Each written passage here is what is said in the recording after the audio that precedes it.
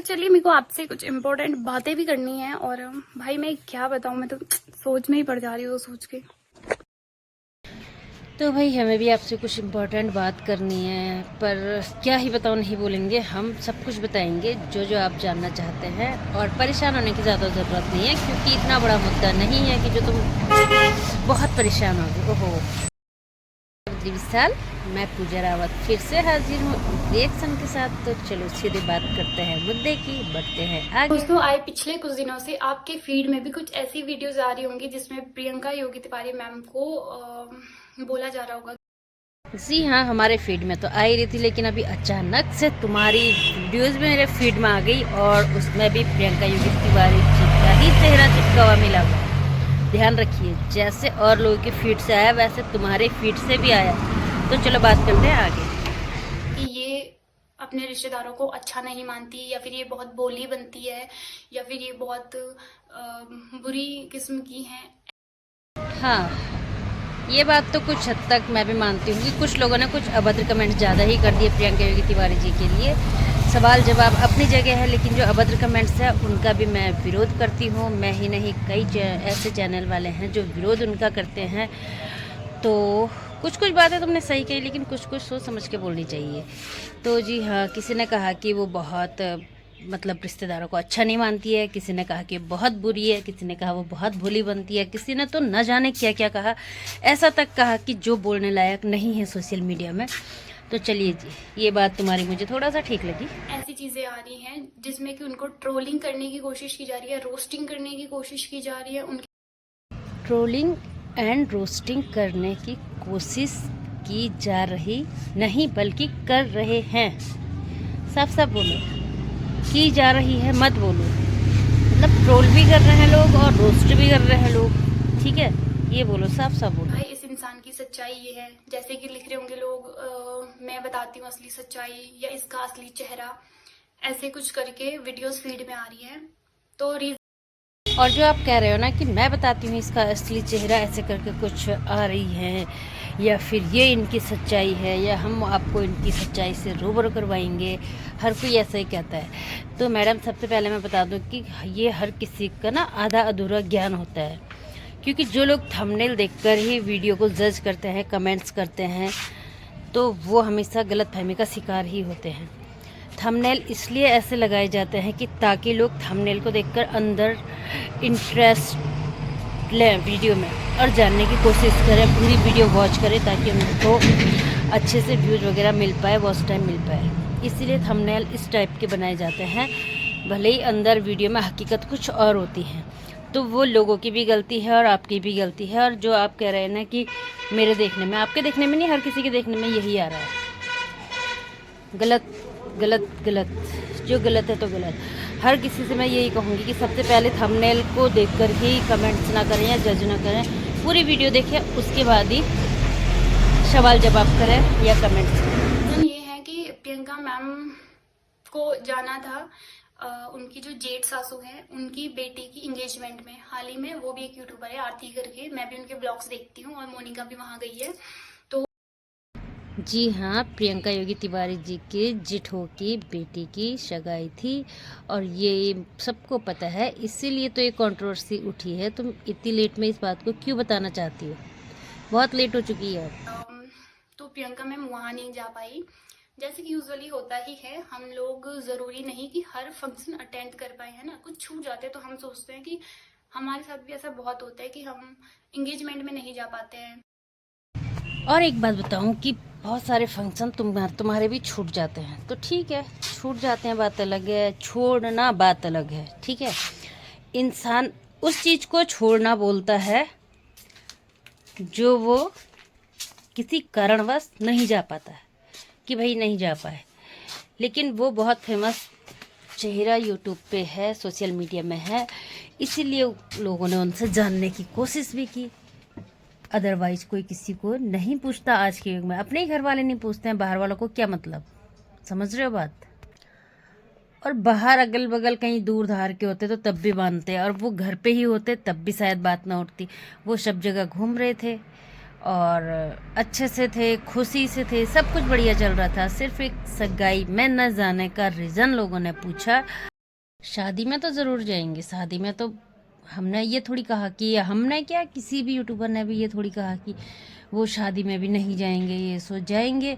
कुछ ना कुछ तब तक आपसी सलाह मशवरा हो जाएगा, ऐसी कोई बड़ी बात नहीं है। हर किसी के परिवार में, मैंने पहले भी कहा, आप भी कहती हूँ, मन मुटाव रहता है। 95% परिवार ऐसे हैं जो कि पर्दे के आगे कुछ और होते हैं, पर्दे के पीछे कुछ और होते हैं। लेकिन जहाँ तक बात है ना, जो बात सच हो प्लीज़ उसी को बोला करो, ठीक है। या फिर अगर नहीं होता तो सबसे पहले ये बताओ कि तुम कैसे रिश्ते के बारे में जान सकती हो, अहमियत किसे कहेंगे। और तुम बोलते हो कि कुछ फंक्शन छूट जाते हैं, कुछ चले जाते हैं। नैन्सी की सगाई में, जब शादी में जब तुम गए थे, तुमने क्या किया था वहाँ पे? रिश्तों की अहमियत को क्या तुमने तब समझी थी? घर में सब कुछ खाना वाना बना था, सब कुछ बना था, तुम अपने हाथ से भी खा सकते थे। कहीं से कुछ भी लेके, शादी वाला घर ऐसा होता है, किचन में जाके तुम खुद उनकी हेल्प कर सकते थे, थोड़ा सा बना सकते थे, किसी गेस्ट को तुम सर्व कर सकते थे, इतना तुम कर सकते थे जब तुम उसकी बेस्ट फ्रेंड थी तो। लेकिन नहीं, तुमने क्या बोला था कि भाई हम शादी वाले घर में गए। और कहाँ गए थे तुम? मार्केट में पिज़्ज़ा बर्गर मोमो चाउमीन जो भी खाया तुमने, वो खाने के लिए गए थे। शादी में इसलिए जाया जाता है। बात करती हो बड़े रिश्तों की। रिश्तों की बात तब की जाए ना जब अपने बारे में कुछ भी ना डाला हो कभी भी। और जो बात अगर बाद में कभी कुछ बोलनी हो तो ना पहले सोच समझ लो कि यार मैंने ऐसा डाल रखा, इसका क्या जवाब मुझे मिलेगा। भूल गए तुम नैन्सी की शादी में क्या क्या हुआ था, क्या नहीं हुआ था? हम लोग चले जाएंगे। और वैसे भी सगाई का प्रोग्राम था, और कोई इतना वो भी नहीं था कि भाई जाना इतना ज़्यादा इम्पोर्टेंट। यार तुमने कितने इजीली बोल दिया कि सगाई का फंक्शन था और जाना इतना ज़्यादा इम्पोर्टेंट भी नहीं था। तुम समझ रही हो तुम क्या बोल रही हो? कभी ना अपने घर परिवार के बड़े बुजुर्गों के बीच में भी बैठा करो या ज़बरदस्ती गुस्सा करो, मन हो चाहे ना हो। उनसे पूछो रिश्तों की अहमियत क्या होती है। और ये सगाई या शादी ऐसी चीज़ है ना जो पूरी ज़िंदगी में सिर्फ एक बार होता है, ठीक है। सबसे महत्वपूर्ण पल होते हैं ये पल। ये त्यौहार नहीं है जो हर साल एक बार आएगा, साल भर में घूम फिर के एक बार आएगा, फिर जा लेंगे, फिर अटेंड कर लेंगे, फिर हो जाएगा। समझ रहे हो तुम? सोच समझ के बोलो जरा, क्या बोल रहे हो। जब तुम्हारे घर परिवार में तुम्हारे भतीजों की, भतीजी की, भांजी की, किसी की भी सगाई होगी ना, उस टाइम ना जा करके और उसके बाद अपना एक्सपीरियंस शेयर करना। समझ रहे हो ना क्या बोलना चाह रही हूँ मैं? तब पता चलेगा क्या होता है ऐसे पल को मिस करना। अगर शादी भी होती तो कभी कभी आदमी फंस जाता है इन चीज़ों में कि नहीं अटेंड कर पाते हैं। बस यही वजह है कि वो एक बड़ी सेलिब्रिटी है, बड़ी यूट्यूबर है, और इसी का लोग फ़ायदा उठा रहे हैं। और भाई ये बात सही है कि वो बहुत बड़ी यूट्यूबर है, इसीलिए उन्हें हर कोई ट्रोल भी कर रहा है और बोल भी रहा है। वो हक है भी पब्लिक का, हक है, बिल्कुल है हक। जो बहुत अच्छा बोलती है वो बहुत बुरा भी बोल सकती है, ठीक है। और हर किसी को थोड़ी बोलेगी, तुम्हें या मुझे थोड़ी बोलेगी। तो उम्र में है ही क्या चीज़, अभी जानते ही कितना लोग हैं। लेकिन प्रियंका योगी को कौन जानता कौन नहीं जानता। भाई ठीक है, अगर उनके लाखों फैंस हैं, उसमें से अगर 100 लोग जानना भी चाहते हैं तो क्या वो 100 लोगों को ये बोल देंगे कि तुम हट जाओ मेरे यूट्यूब चैनल से, अनफॉलो कर दो मुझे, अनसब्सक्राइब कर दो या मत देखो मुझे? नहीं ना, उन्हें सबको हैंडल करना चाहिए और वो करती भी हैं। अभी उन्होंने अपने जो चुप्पी साध रखी है ना, उसके पीछे भी बहुत बड़ा कारण होगा, वो ज़रूर सामने आएगा, ऐसा नहीं है। लेकिन वो बहुत समझदार और सुलझे हुए लोग हैं, उनको हम हमेशा देखेंगे, देखते हैं, देखते रहेंगे। लेकिन भाई रिएक्शन देना तो काम है, रिएक्शन देते रहेंगे और अभद्र तरीके से हम रिएक्शन नहीं देते हैं, ओके। तो मेरी उत्तराखंड वालों से भी ये पर्सनल रिक्वेस्ट रहेगी कि जो भी लोग ऐसी व्लॉगिंग वगैरह देखने में इंटरेस्टेड होते हैं तो आप डेली व्लॉग देखा करो, फनी व्लॉग देखा करो, मनोरंजन ऐसा कुछ देखा करो। बट इस तरह के व्लॉग्स को शेयर करना और देखना आज स्टॉप कर दे। और भाई क्या बोल रहे, आज ही ऐसी ब्लॉग देखना बंद कर दें, स्टॉप कर दें, तुम्हारे कहने से? क्या तुम यूट्यूब चलाती हो? और ख़ास करके उत्तराखंड वाले, मतलब मैं समझी नहीं, क्या उत्तराखंड वाले ही तुम्हारी वीडियोस देखते हैं? तभी तुम्हारे इतने हज़ारों में व्यूज़ आते हैं। इस गलत फहमी में मत रहना। उत्तराखंड के ही भरोसे तुम्हारा चैनल चलता है। सोशल मीडिया प्लेटफॉर्म देश विदेश सब जगह फेमस है और सब जगह चलता है, समझे? ज़रा सा इस तरीके से बोलो जो कि किसी को बुरा भी ना लगे और लोग बात को समझ भी जाए। अब क्या लोग तुम्हारी राय से वीडियो देखेंगे या जो तुम सोचती हो वही लोग करेंगे?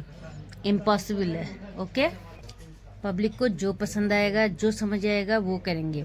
और ब्लॉग देखने वाली बात, मतलब तुम कहना क्या चाहती हो? इंटरेस्टिंग ब्लॉग देखो, फनी ब्लॉग देखो, ये ब्लॉग देखो, वो ब्लॉग देखो। क्यों? जो जिसको पसंद आएगा वो वही ब्लॉग देखेगा। और ख़ास करके मैं बता दूं, यूट्यूब में ज़्यादा लोगों को रिएक्शन ही पसंद आता है, समझे? कुछ डे बाय डे पता नहीं क्यों ऐसे लोगों को सपोर्ट कर रहे हैं, उत्तराखंड वाले क्यों ऐसे लोगों को सपोर्ट कर रहे हैं जो डिफेम की ओर बढ़ रहे हैं। मतलब और भाई उत्तराखंड वालों को पता नहीं क्या हो गया कि जो ऐसे लोगों को सपोर्ट कर रहा है कि जो डिफेम की तरफ बढ़ रहा है। समझ भी लो और सुन भी लो, डिफेम की तरफ। तो मैडम आप ये बताइए कि डिफेम की तरफ कौन बढ़ रहा है? और उत्तराखंड वालों ही को क्यों आप ज़्यादा जोर शोरों से बोल रही हो? कुछ कारण बता सकते हो? मतलब चंद लोग अगर रिएक्शन दे रहे हैं तो क्या वो तुम्हें क्या लगता है डिफेम की तरफ बढ़ रहे हैं? और जो तुम्हें लगता है ना कि डिफेम की तरफ है, उसका नाम लेके बोल सकती हो? प्लीज़ बोलिए, ज़रा स्पष्ट बोलिए। डिफेम शब्द बहुत बड़ा शब्द है, समझ आया कुछ? कैसे डिफेम बोला जाता है, किसको डिफेम बोला जाता है, कौन डिफेम की तरफ जा रहा है?